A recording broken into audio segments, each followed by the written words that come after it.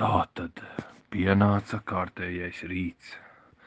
Lapsa, vilks un sasks izdomāja, ka viņi vēlās kaut ko sadarīt nebijušu.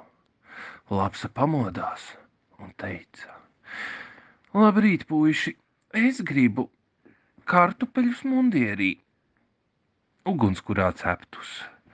Bet viņiem bija tikai sazaktas desas un kolas, un viņiem nebija kartupeļu mundierī.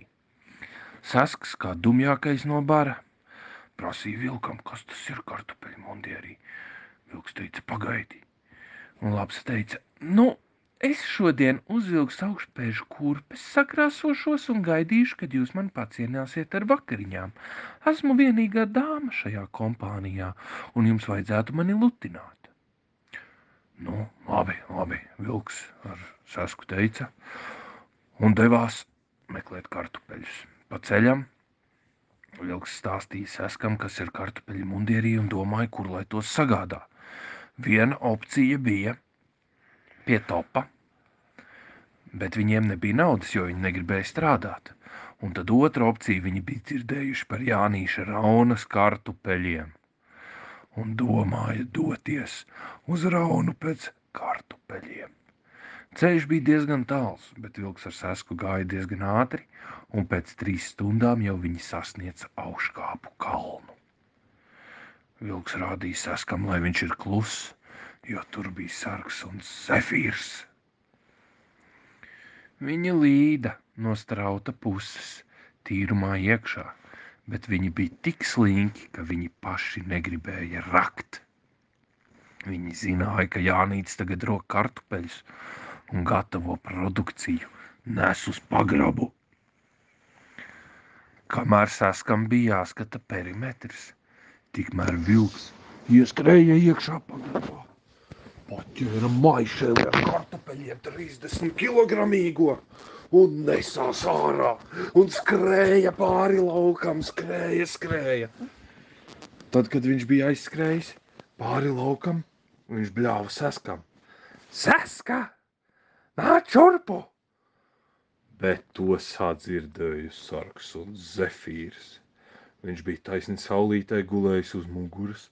Viņš apmetās riņķī, sausījās un sāka riet. Un sasks sabijās un palēcās. Un zefīrs pamanīja, ka kaut kas uzlec augstu gaisā un nesās pakaļ nabaga saskam, kurš jau tā bija diezgan lempīgs. Sasks skrēja pāri grāvim, pāri laukiem, un tur bija vagu grāvis, un sasks aizķērās un nogāzās augšu uz vēdera. Piegāza visu pilnu purnu ar smiltīm, ar melnzemi. Un tur spļaudījās. Un zefīrs jau bija klāt galīgi saskam pie astes un jau ķēra ar zobiem. Klakt!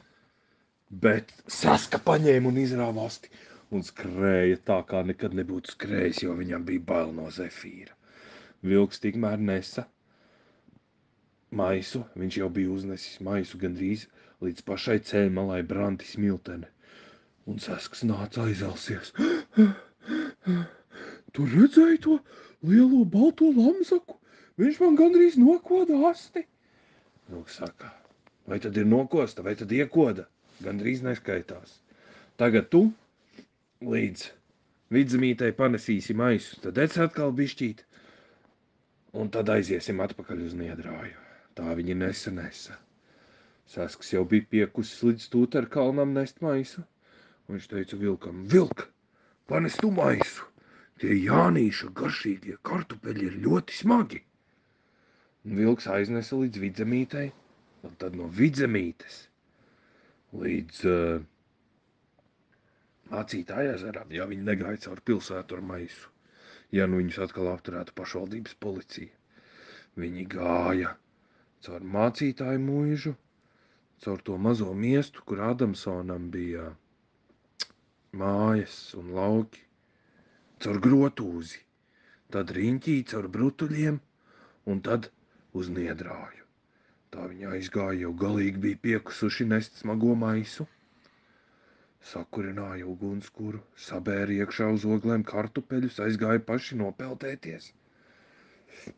Un lapsa jau sāka gozēties savās augstspēžu kurpēs un ar kosmētiku.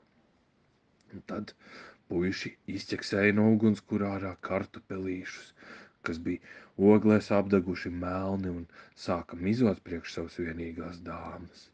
Lapsa bija ļoti priecīga. Viņa tikmēr bija no zemniekiem nozagusi krējumu, un sāls jau viņiem bija sazagta no Maksimas veikala. Un tad viņi mielojās un ēda kartupelīšus ar sāli un krējumu. Un lapsa bija ļoti lepna. Viņa bija tik smuki sakrāsojusies un uzspodrinājusi savas kurpītes. Un tad viņa paēda. Un puiši bija tā noguruši, ka viņi vairs īsti neko negribēja. Un visi gāja gulēt.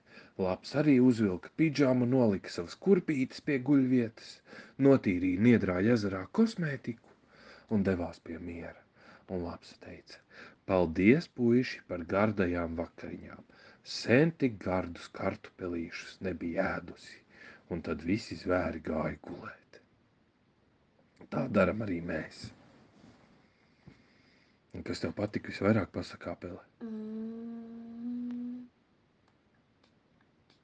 Kad man kratīja, kad vilks nesa maisu. Kad vilks nesa maisu, kad tu biji maisis, tas tev patika? Vēlreiz būt maisu. Nu, davai nāc, tu būsi maisis. Atkārtojums.